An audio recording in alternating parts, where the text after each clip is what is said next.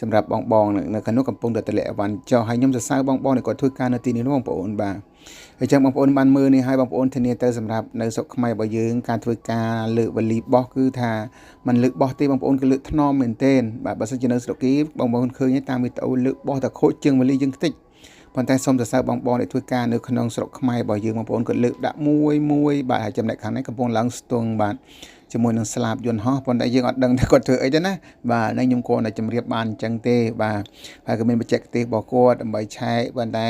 បើយើងអត់ចេះទៅខ្ញុំប្រាប់ទៅវាមិនកើតទេបាទមិនដឹងជាចាក់សាំងឬកំដឹងស្អីទេមើលទៅណាបងប្អូនណាបាទ